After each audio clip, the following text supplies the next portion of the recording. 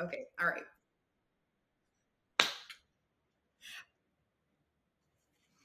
Okay, you guys, I am super excited and honored that our next guest thought that we were important enough for his time. So I can't wait to introduce you guys to Will Lowery. And if you are unfamiliar with Will, you will know him as a big time golf personality. You will see him on NBC Golf Beyond the Fairway, as well as on GolfPass with Home Course Advantage. So, welcome, Will. Hey, how's it going? I appreciate you having me. Thank you. Thank you. Okay, so first off, let's just get straight into the first question. I know being a Southern belle, I always vibe with people that have Southern roots and have that country sort of mentality that makes us special. That's why everyone is drawn into our personalities. So I know that you are from North Carolina. And when you think of North Carolina, you don't really think of that as a big breeding area for golfers. So we're very intrigued by your story. And also, for anyone that's listening to the podcast and is not watching the video, let me just tell you that Will is not what you think of when you look at a traditional golfer. Like he's right now, he's got his little beanie hat on. He has the dreadlocks, of course. Young. So I love that you don't have that basically stereotype of what you think of as a normal golfer. So, can you tell us how, being from North Carolina, you started on your golfing journey? Yeah, sure. I played golf as a kid, with my pops. My dad introduced me to the game. And, I lived in a tough neighborhood, but my parents had a wherewithal to kind of take me across the train tracks to kind of see this whole new world. And I say it all the time, you don't know anything no more than you're exposed to. And oh, hold on, let me get my thing about to run out. Sorry. Uh, Boom. Sorry. I almost lost my battery. Sorry. So anyway, let me start over. Yeah, so my dad introduced me to the game of golf, and he had the wherewithal. My parents had the wherewithal to put me in diverse sports. Sports that lack diversity rather.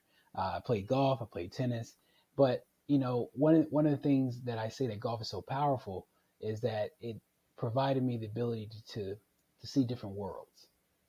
I'm from a tough neighborhood, other side of Charlotte, North Carolina, and and when Pops introduced me to the game, he told me that the game is culture capital. Didn't quite understand what that meant at that time, but as I get older and every time I make and develop a new relationship, I realize what Dad did, and realize my parents were doing, and so I played as a junior. Didn't really care too much about it. I was a big tennis player as a kid, and once I started, my love for golf started to develop. I started playing competitively, and I got on a reality television show on the Golf Channel called Big Break, Hold on, and that hold on. pretty Before I much. get to that, don't jump to that. Don't. We're not Oh, ready okay, yet. We all ain't right. there yet. Hang on. Oh, Start okay, all right. with Yeah, I can start rambling when I start talk about golf. childhood. Okay, so like I said, one, golf is not really a predominantly black sport. So the fact that one, you had active parents, one, you had a dad that was doing stuff like you, these are already like typical stereotypes that are being broken right here. So how did you decide that you actually like golf? Because I can tell you that golf ain't it for me. Like I've tried it. It's too much walking. I hate you got hit the ball and there's no time limit. Like you could be trying to hit a thing in the hole for 5 hours. Like it's a lot, Will. It's a lot. So how did you decide that this was the sport that you were gonna go into? Well, I mean, to be honest with you, being transparent, golf wasn't for me as a kid. It wasn't. I had hoop dreams. I wanted to be like, Michael Jordan, and I also wanted to be a professional tennis player. One of my heroes was a guy by the name of Malavia Washington, who was a tennis player back in the mid '90s. Um, you know, the golf bug didn't get didn't bite me till later on, maybe late teenage, early 20s.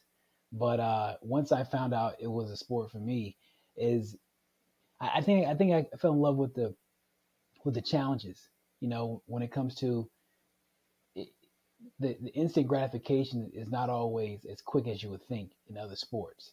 You have to work your butt off to get an inch better, and when it shows, when it starts to be revealed that you got that much better, it may not come when you want to. It may not show itself. Your hard work may not show itself until maybe a month, 2 months later, and that would really made me like, I want to master this game. And what any true golfer knows, you're never going to master a game of golf. The guys on the professional level knows that you can't master it. You can just manage it well. And my whole goal was just to manage this sport as best as I can, especially against my peers. Right, right. And also, I'm glad that you did say that point about the instant gratification, because maybe that's why it golf and meeting, because like one, I'm really big, I like to work out. So for me, like adding weight to be able to do a bench press or shoot a shot and it goes in, like golf is something where I have to hit it and it's very slim that it's going to go into the hole, and then I have to walk all the way or ride the cart to get, like, it's all just, I know it's supposed to relax you, but but yeah, you have to have that mindset to know that like it ain't gonna be instant. It's gonna be at the end with the card, what your numbers say. Absolutely, and that's the thing. And we say it all the time. The scorecard doesn't tell you or ask you how you did it. It's just all about the end result. What number are you putting in that particular box over 18 holes? And hole one, I got this. Hole two, I got this. Hole three, I got that. And it's self help. It's something that you're playing against yourself. So if you kind of get out of the mindset of, man, I want instant gratification, just know that your hard work is going to pay off eventually. You might find a sport, because I mean golf is lifelong lessons. Stick to the understanding the process. Engaging in the hard work. Understanding that things may not come as quick as you want. These are all life skills, all lessons of life that we face every day. So as I was looking into who you are, what makes you stand out, why you're so great, of course, I looked up and you're known as the golfer with the cross-handed grip. And for anyone that doesn't know what that means, that basically is, from what I understand, it's where most people drive with their dominant hand. And for you, the cross-handed grip means that you're using your left hand at the top to actually be the driving hand in opposite of what other people are doing. So is Yeah, that kind absolutely. So the way I play golf is a little different. Again, my background was tennis. I was a huge tennis player. Um, and one of my favorite players was a young lady by the name of Monica Seles. Monica Seles had a two-hand forehand and a two-hand backhand. And when I started getting heavily into golf, I I started doing what Monica Seles did. So when I play golf, when I play tennis, I had a two-hand forehand, two-hand backhand. So when I grabbed my golf club, I took a left-handed grip, but for a right-handed club, and I was just acting as if I was hitting a two-hand forehand everywhere with a golf club. So it's not too many people in the world that play like us. I want to say less than 1% maybe. It's kind of like the white buffalo. I heard there's other players that play like this, but I've never met them. You know, so it's a unique grip, but the swing is not the prettiest. It's a swing that only a mother could love, but at times it's effective as well. and that's what I was gonna ask you. Like, how do you see other people doing it, or like when you go to play, you're like, ain't nobody doing this but me, Yeah, or can you see? yeah, no, I never. I I may have met one guy that holds a club that way, and when I saw him, he stopped me in my tracks. I'm like, what? What is that? And I was like, man, that thing looks so ugly. And you can tell he was a little defensive, but then I broke it down why I'm saying that, and we just became best friends for a short period of time. But yeah, it's not a lot of people out there. Now the question is, will I encourage kids to do that? I sure will, because because I it worked for me, and I think the way the teaching of golf is happening these days is limiting the kid imagination and not really understanding the full mechanics. So if you understand the mechanics, have imagination, you can hold a club any way you want to. I like that. I like that. And I like the little positive spin on it. Like, because I could tell you a lot of people, when they're successful at something, they don't want nobody else to know about it. They want to Absolutely, keep it a secret. absolutely, So the that is fact so that true. you're kind of, yeah, you're telling us about it. And not only that, but you're like, hey, guys, this is something that you should try to make yourself unique too. So I love that. Kudos. That says where your heart is. Love that. Love that.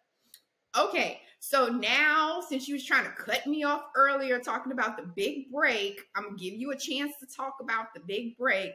If you guys have never seen the big break, it's actually a reality show where golfers come in and they have prizes, and it's whatever. It's like a sports show to kind of see who is going to win and get endorsements or whatever. So tell us about your experience on Big Break. All right, so yeah, so it was like American Next Top Model. So I was fortunate enough to be on for 2 seasons, and first season was Indian Wells, and the second season was Puerto Rico with a lot of the NFL players.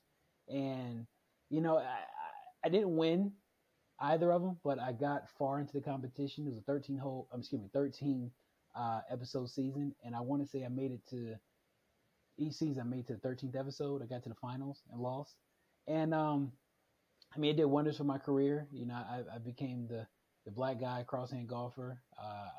All the stuff that I'm doing in the space of golf now, it still doesn't trump the fact that I was the guy that you know played crosshand on the show Big Break. So I owe everything to Big Break, and it was such a positive outcome for my career at that time. Right, right. And I think that's why a lot of people do reality shows. Like they don't even Yeah, care about winning or whatever. They're like, "Hey, this is exposure for me. Free yeah, publicity." absolutely. Absolutely. I got an offer to do another reality TV show for next summer, and I'm trying to figure out if I want to do it. To kind of, I don't. I said I don't want to do reality no more, but I might do this one. I don't know. Well, we'll see. Don't give us no secrets. We'll see. I'm Um, not. All right. okay, so I did see something about you on your website, and it said that your goal is to grow representation and shift perception of golf. So, why is this your goal, and why is that important to you? So that is pretty much really why I want to, uh, expand the game. And I say it all the time. Golf is culture capital, like my father used to say. Is It's a means of upward social mobility. Um, I think golf can be a tool to for you to expand business, to get involved, not so much on the professional side, playing golf, traveling week to week on the professional level, but you can also uh, be a part of golf professionally. And it's an $84 billion business. And I believe, if we can somewhat, you know, uh, get diversity of thought in the game of golf, expand it to black and brown, perhaps we can, grow that game, and people can learn to grow in the game, through the game, which is most important to me. Right. Okay. I love that answer. And also I love how you talk about your dad and just all the life lessons that he gave. So that's super cool. I love that. I'm a daddy's girl and I'm always getting advice from my dad still at a grown age. So I love that you're like, and my daddy said that's how you meet people and that's how you make business deals. So I love that. I love that. Okay. So last question before we kind of get into the end of how we can support you and all of that. So, as you being a host now of PGA events, was that ever a goal that you envisioned? Like, I want to be someone that's now like asking people about their golfing experience and hosting all these things and, shows and stuff. Cause you guys, he was way too busy like the last month for Beyond the Fit because he's so busy on the Fairway interviewing people. So was being, was doing that ever a goal? Did you envision yourself ever doing Actually, that? no, and that's probably one of the things that makes golf so unique. You never know. I mean, I'm a spiritual guy, so I know my footsteps are ordered, but you never know exactly where you're going. And there's times where uh, I see the end from the beginning, and God never tells you about the middle part, you know. And so I really didn't see myself as like any type of host or anything. I knew there was something. There's a tool that I had to where uh, I want to showcase the game of golf, but I didn't know what that would be. And before you know it, I have the creative mindset to create concepts, and I'm always quick to say, here, I have an idea. Hey, such and such, won't you go host this? Won't you do this? And then everybody I asked to kind of be a part of it, they're not available. So then I was stuck with my idea, and I was like, all right, let's try it. And that's pretty much where I'm at. Just I didn't see it per se, but in a roundabout way, I guess I kind of saw it. If that make any sense, maybe. Right. And I love that analogy that you just said. Like, you see the beginning, you have the idea and you see the end point, but whoo, baby, all Man, that that middle middle part, man, you do God, not know. man, God don't tell you about that middle man. I get upset with him often because he doesn't tell me about that middle part at all. And Right. And it'll look like it's right there. Like, you know what? I'm gonna do this and I'm gonna get there. And then it's like the middle part is like man, 5 years. Like, man, what? and you see that light at the end of the tunnel. You just like, is that for me or is that a train? Like what? What is it? I love that. I love that. Okay, so last question. I know that you are big on youth mentoring. You brought that up several times about youth mentoring. So, can you tell us about your mentoring Yeah, program? we have a thing within my company, Crosshand Productions, is where we just want to make sure that we position kids, or anybody, but position kids to really accelerate in the sport. Again, it's an $84 billion sport. It's social capital, social and cultural capital, and we just want to make sure that we are putting them in position so they can really get the things that they want out of this sport. It's just that simple. And the higher you go in the sport from the introductory level to professional golf, it takes finances. It takes so much of a financial investment to be attached to the sport from the introductory level to the professional. But the higher you go in this space, it increases opportunity to grow, to network, to meet people, to meet that middleman, and the saying that I live by, it really holds true to me, is poverty and prosperity separated by one person. And I'm just hoping and praying to God I can still be that one person